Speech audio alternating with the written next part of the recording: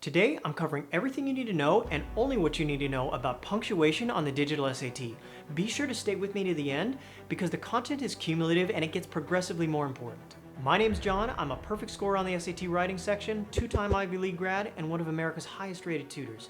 This series is devoted to helping you master the digital SAT. I want to start with the seemingly simple concept of titles, and in order for us to speak meaningfully about grammar concepts, we first need to build up some technical vocabulary. So pay attention because this is confusing. A title is a descriptive noun phrase that identifies a person's role. For example, in the phrase Chinese American screen actor Anna May, Chinese American screen actor is Anna May's title. A noun phrase is a group of words that functions as a noun. For example, in The Quick Brown Fox Jumps Over a Lazy Dog, the quick brown fox and a lazy dog are noun phrases. Now consider this sentence. Award-winning performer walks on stage. If you're a native Russian speaker learning English, you might hear this sentence and think, hey, no article, no problem. Russian doesn't have articles, but we do. And this sentence will clash in the ears of any fluent English speaker because it has a syntactical problem. In other words, it's not a well-formed sentence that conforms to the conventions of standard English. We can resolve this tension in two ways. We can add an article and say an award-winning performer walks on stage, or we could add a proper noun and say award-winning performer Jay-Z walks on stage. In this case, the noun phrase award-winning performer is functioning as a title, and the proper noun Jay-Z is an essential part of the structure of the sentence. If you cut Jay-Z, that would cause a problem. That's easy enough, but here's where it gets tricky. The test makers care a lot about the punctuation between titles and proper nouns. Here's an example to pinpoint that trickiness. A film that critic Stina Chin claims expanded the range of possibilities for Asian images on screen. Why is the answer C rather than A? In other words, why is it correct that there are no commas around Stina Chin? Let's hold that thought while we look at a similar example. Bears that eat human food before hibernation have increased levels of a rare carbon isotope, blank, due to the higher carbon-13 levels in corn and cane sugar. Consider why in this case it's correct to include commas around carbon-13 as in answer choice D. Let's break this down. This is a correctly written sentence. A former president once said, "Blessed are the young, for they will inherit the national debt." Now, if I add the name Herbert Hoover and say a former president Herbert Hoover once said, then this supplementary phrase goes between two commas because it's not essential information. In other words, if we removed Herbert Hoover, the sentence would still be syntactically sound. In this third case, former President Herbert Hoover once said, "I've omitted the commas because now Herbert Hoover is essential to the syntax of the sentence." In this case, former president is a title that must be followed by a proper noun, whereas a former president is a standalone noun phrase. Notice that removing Herbert Hoover from the third example creates a syntactical problem. We can't start this sentence with former president once said.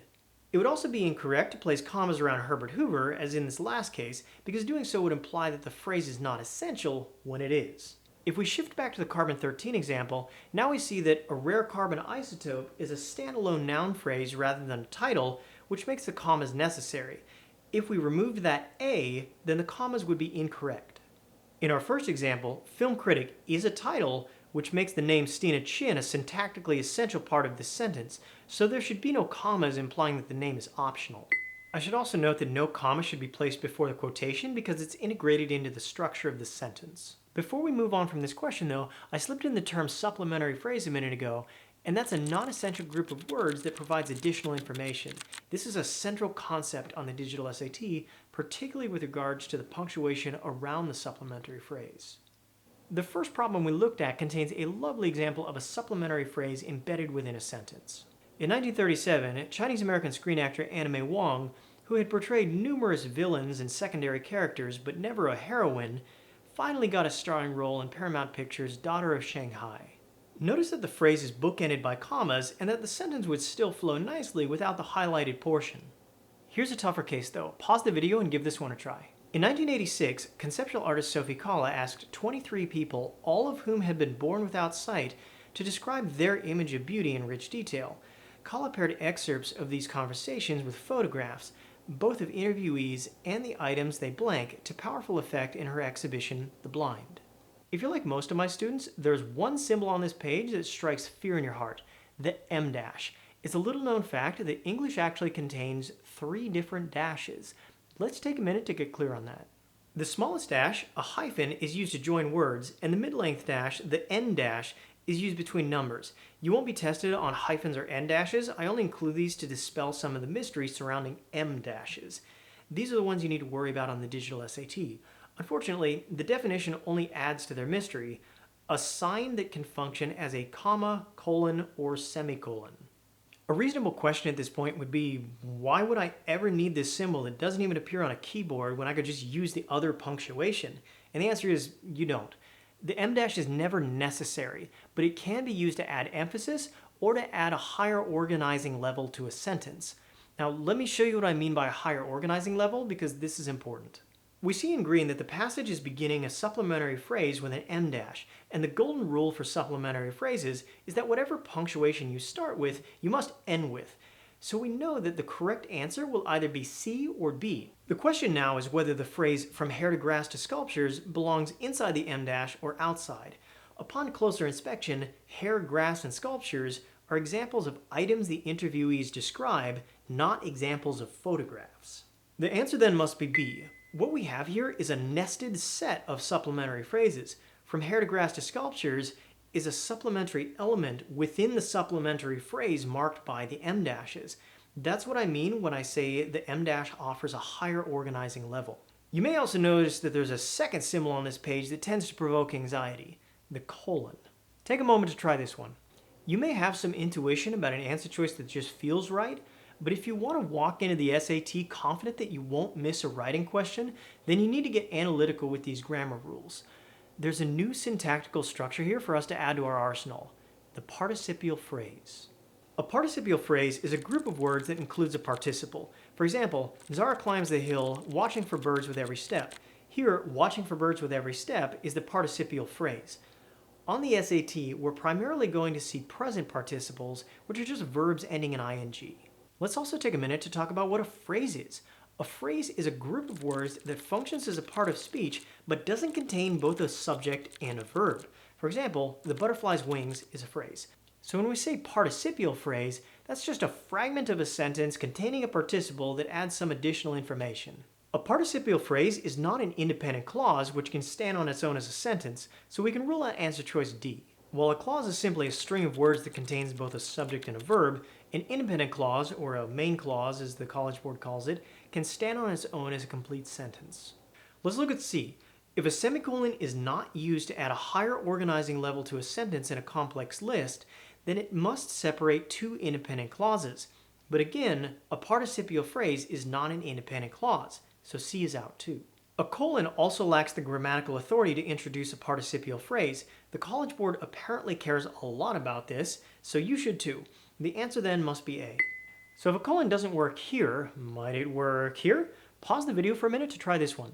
The lifespans of rockfish vary greatly by species. For instance, the colorful calico rockfish can survive for a little over a blank.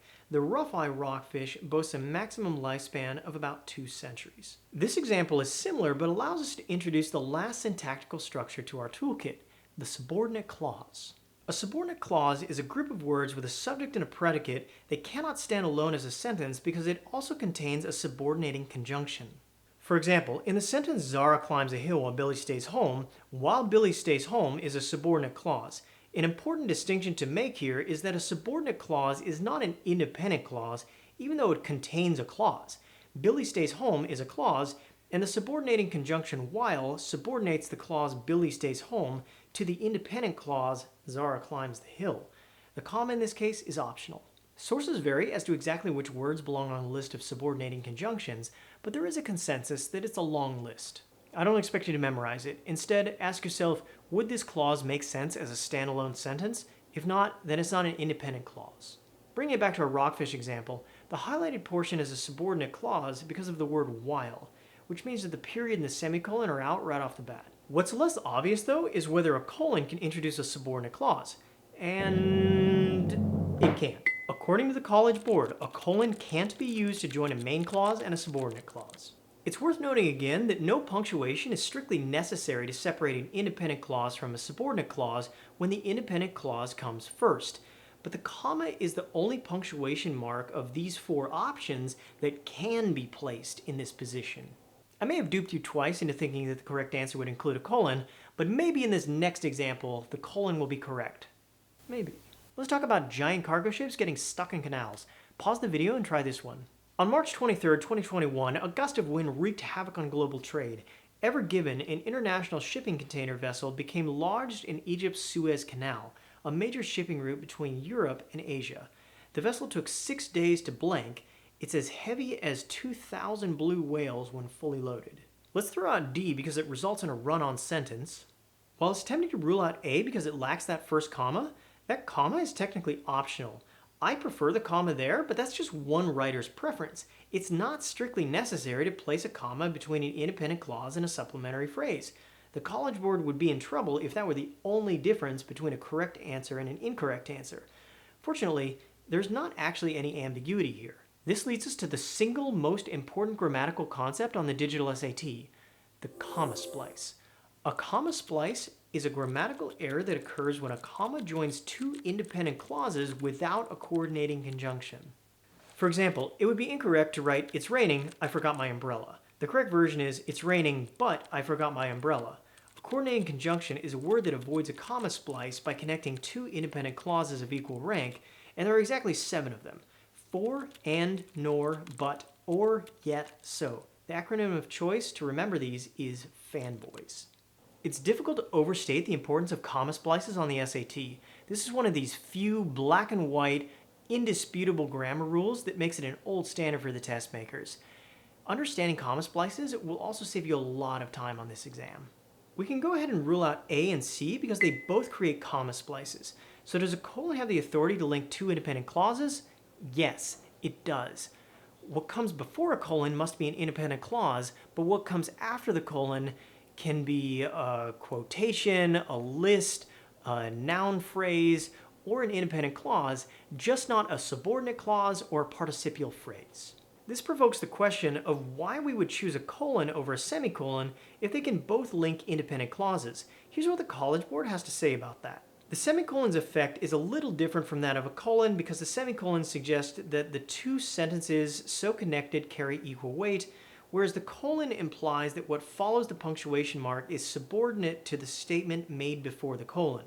Now, I'm willing to bet that after hearing that statement, you're no more confident in using colons over semicolons. Personally, I find that statement useless.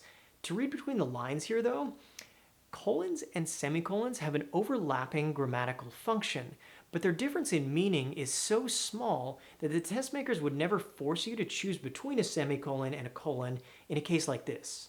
She had only one goal, colon, she wanted to win. Or, she had only one goal, semicolon, she wanted to win. Both are acceptable, and this is not how these punctuation questions will come at you on the digital SAT. You don't need to worry about subtle differences in implied meaning between punctuation marks. Just get solid on the black and white rules summarized here. First, do not use a comma between titles and proper nouns. Second, the punctuation bookending supplementary phrases must match. Third, semicolons must either join two independent clauses or provide a higher organizing level in a list. Fourth, a colon can't be used to join an independent clause with a participial phrase or a subordinate clause, but it can join two independent clauses. Fifth, use coordinating conjunctions to avoid comma splices. If you've learned something from this video, be sure to subscribe and check out my other content on the SAT.